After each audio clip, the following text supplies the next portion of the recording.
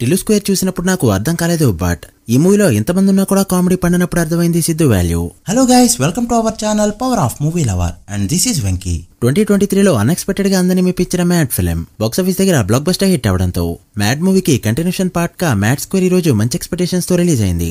Same cast and same characters కావడంతో part 1 range లోనే audience expectations అయితే పెట్టుకున్నారు. మరి ఆ ఎక్స్పెక్టేషన్స్ ని మూవీ రీచ్ అయిందా లేదా, మూవీ ఎలా ఉందో ఈ వీడియోలో డీటెయిల్ గా మాట్లాడుకుందాం. ఎంపరర్ రివ్యూని ఆల్రెడీ అప్లోడ్ చేసా, మిస్ అయి ఉంటే చెక్ చేయండి. రివ్యూలోకి వెళ్ళే ముందు ఒక చిన్న రిక్వెస్ట్, మన ఛానల్ ని కొత్తగా ఎవరైనా విజిట్ చేస్తుంటే ఒకసారి ఛానల్లోని కంటెంట్ చూసి నచ్చితే సబ్స్క్రైబ్ చేసుకుని మాకు సపోర్ట్ చేయండి. అండ్ వీడియోని లైక్ చేసి మన ఇన్స్టా పేజ్ ని ఫాలో అవడం మాత్రం మర్చిపోతూ. ముందుగా ప్లాట్ విషయానికి వస్తే, కాలేజ్ లైఫ్ అయిపోయాక ఎవరి లైఫ్ లో వాళ్ళు బిజీగా ఉంటారు. కొన్ని కారణాల వల్ల వీళ్ళు కలుస్తారు అండ్ లడ్డూ పెళ్లి ఫిక్స్ అవడంతో చిన్న సైజ్ రియూనియన్ గా మారుతుంది. ఇక లడ్డూ పిల్లలు అయినా గోలా, వీళ్ళంతా కేసులో ఎలా ఇరుక్కున్నారు అండ్ ఎలా బయటకు వచ్చారనేది మూవీలో చూస్తారు. ఇది మూవీ యొక్క బేసిక్ ప్లాట్. ఇక మూవీ ఎలా ఉంది అంటే చాలా లెందీగా అనిపించింది, అక్కడక్కడ బోరింగ్ గా కూడా ఉంది. చాలా సీన్స్ ఇరిటేషన్ తెప్పిస్తాయి. అసలు పార్ట్ 1 లో మనల్ని ఎంటర్టైన్ చేసింది వీళ్ళేననే డౌట్ కూడా అక్కడక్కడ వస్తూనే ఉంటుంది. కొంచెం డీటెయిల్ గా మాట్లాడుకుందాం. మ్యాడ్ 1 లో డీడీనే అందరికి ఫేవరెట్ క్యారెక్టర్, తర్వాత మనోజ్, తర్వాత లడ్డు వాళ్ళ ఫాదర్, తర్వాత కాలేజ్ ప్రిన్సిపల్ తన పని మనిషి అండ్ ఆమె కుక్క. ఇలా చెప్పుకుంటూ పోతే లిస్ట్ చాలానే ఉంది. బట్ యాజ్ యూజువల్ గా సినిమాలో హైలైట్ అయింది మాత్రం అశోక్ క్యారెక్టర్. బ్యాక్గ్రౌండ్ ఉందని ఇస్తారో లేక సోలో హీరోగా హిట్ కొట్టాడనో లేక ఎన్టీఆర్ బ్యాక్గ్రౌండ్ ఉందనో తెలియదు, కానీ ఎలివేషన్ సీన్స్ అయితే హీరోకి బాగానే పడతాయి. ఈ సినిమాలో అందరూ కమెడియన్స్ ఒక అయితేనే తప్ప లిటరలీ యమదొంగ ఎంట్రీ సీన్ ని దింపేస్తాడు ఈ హీరో. కామెడీ సీన్స్ లో అయితే ఈజీగా దొరికేస్తాడు ఈ హీరో. పార్ట్ 1 లో సైలెంట్ గా ఉంటేనే బెటర్ అనిపించింది. ఇక ఎంతగానో ఎక్స్పెక్టేషన్స్ పెట్టుకున్న డీడీ క్యారెక్టర్ కూడా సినిమాలో డిసప్పాయింట్ చేయడం ఒక షాకింగ్ థింగ్.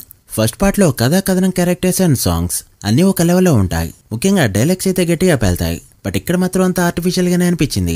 ప్రొడ్యూసర్ చెప్పినట్టు సినిమాలో లాజిక్ లేవి వెతకకుండా కేవలం కామెడీ కోసమే వెతికా, బట్ ఆ విషయంలో కూడా డిసప్పాయింట్ చేసింది ఈ ఫిల్మ్. సినిమాని చాలా గట్టిగా లాగారు. నిన్న 3 అవర్స్ రన్ టైమ్ ఉన్న లూసిఫర్ 2 ని కూడా ఇంతలా అయితే లాగలేదు.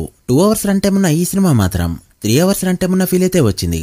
ఇక అప్పుడెప్పుడు రిలీజ్ అయిన యాక్షన్ 3D ఫిల్మ్ ఒక సినిమా కంటే బెటర్ అనిపించుకోవడానికి ఇన్నాళ్ళ టైం అయితే పట్టింది. ఆ రేంజ్ లో సినిమాని తీశాడు డైరెక్టర్ కళ్యాణ్.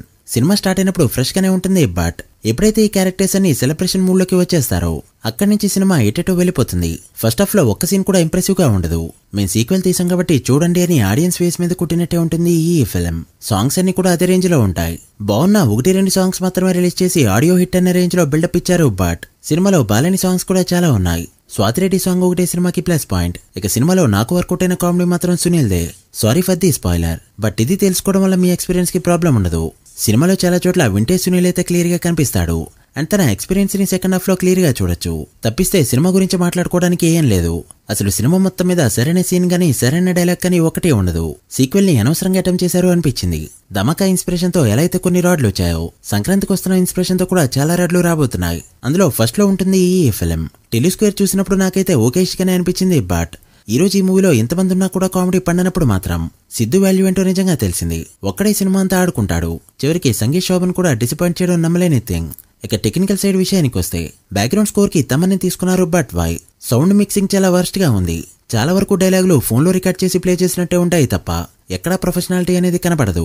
ఇక గన్స్ పేలినప్పుడైతే లిటరలీ దీపావళి గన్స్ పేలిన సౌండ్స్ వినిపిస్తూ ఉంటాయి. ఇక సాంగ్స్ కూడా 1-2 బాగున్నాయి తప్పితే మిగిలినవి కూడా ఎక్కవు. ప్రొడక్షన్ వాల్యూస్ బాగున్నాయి. డైలాగ్స్ అయితే చాలా వీక్ గా రాశారు అండ్ డైరెక్షన్ కూడా అదే రేంజ్ లో ఉంది. ఎడిటింగ్ అయితే ఓకే అనిపించే విధంగా ఉంది అండ్ సినిమాటోగ్రఫీ వాజ్ గుడ్. ఇక పర్ఫార్మెన్సెస్ విషయానికి వస్తే అంతా కూడా వాళ్ళ క్యారెక్టర్స్ లో మంచిగానే చేశారు. బట్ పర్ఫార్మ్ చేసే రేంజ్ లో స్కోప్ కానీ సీన్స్ కానీ ఎవరికి పెద్దగా దొరకలేదు ఎక్సెప్ట్ సునీల్ కి చాలా మంచి రోల్ అయితే పడింది అండ్ ఉన్న కాసేపు అల్లాడించి వెళ్తాడు. ఇక హైప్ ఇచ్చి తీసుకొచ్చిన సత్యం రాజేష్ క్యారెక్టర్ అయితే యావరేజ్ రేంజ్ లోనే ఉంటుంది తప్ప వీళ్ళు హైప్ ఇచ్చిన రేంజ్ లో అయితే లేదు. ఇక సుబ్లేఖ సుధాకర్ గారి క్యారెక్టర్ అయితే కొంచెం డిఫరెంట్ గా ఉంటుంది. ఇక ఓవరాల్ గా మూవీ ఎలా ఉంది చూడచ్చలేదా అంటే సినిమా మరీ అంత బ్యాడ్ మూవీ అయితే కాదు, బట్ అర్జెంట్ గా థియేటర్కి వెళ్ళి చూడాల్సినంత స్టఫ్ కూడా లేదు. So the choice is yours. Our rating is 1.5 out of 5. So guys, that's the review of the mad square film. మీరు కూడా మూవీ చూస్తుంటే ఎలా అనిపించిందో కమెంట్ చేసి, వీడియో నచ్చితే లైక్ చేసి మీ ఫ్రెండ్స్ ఫైల్ మెంబర్స్ కి షేర్ చేయండి. రాబిన్ హుడ్ రివ్యూతో మళ్ళీ కలుద్దాం. అప్పటి వరకు signing off, power of movie lover. Thank you.